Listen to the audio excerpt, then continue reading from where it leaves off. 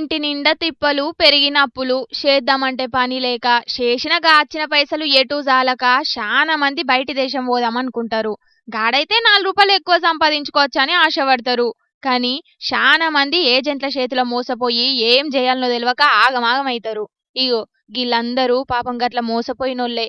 శ్రీకాకుళం జిల్లా ఇచ్చాపురం కాడ బయటి దేశంలో కొలువుల పేరు మీద ఇద్దరు బద్మాష్ గాన్లు 350 మందిని మోసం చేసి 6 కోట్లకు మీదనే బస్తాలల్లో చదురుకొని అవతల పడ్డారట. అదే కొచ్చిల ధర్మారెడ్డి అనే అతని దగ్గర నేను ఇడ్లీకి కోసం అనుకుని డబ్బులు కట్టాడు. అతను మా పేరెంట్స్తో కూడా మాట్లాడి ఇలా లైఫ్ ఇస్తాను అనుకొని చెప్పారు. ఇందులో సుమారు 350 మంది దాకా ఉన్నారు.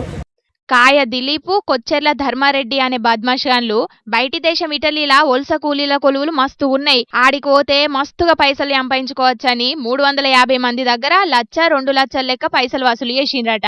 ఇచ్చాపురంలో ఉన్న ఒక లాడ్జ్లో ఇంటర్వ్యూ కూడా పెట్టిండ్రట.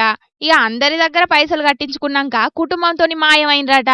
పాపం బయటి దేశంలో కొలువులత్తే ఉన్న అప్పులు తిప్పలు పోతాయని ఆశపడి అప్పులు చేసి మరీ గాళ్లకు పైసలు కడితే నిండా ముంచిపోయినరని మస్తుగా బాధపడుతున్నారు గిల్లంతా. పోలీసోళ్ళను ఎట్లనన్నా పట్టుకొని మా పైసలు మాకు ఇప్పియుండ్రని అంటున్నారు. చూసిండ్రు కదా పబ్లిక్, బయటి దేశంలో కొలువులు ఇప్పిస్తామంటే గిట్లనే ఎవలని పడితే గాళ్ళని నమ్మి అప్పులు చేసి మరీ పైసలు అప్పచెప్పారు. జర పైలం మరి.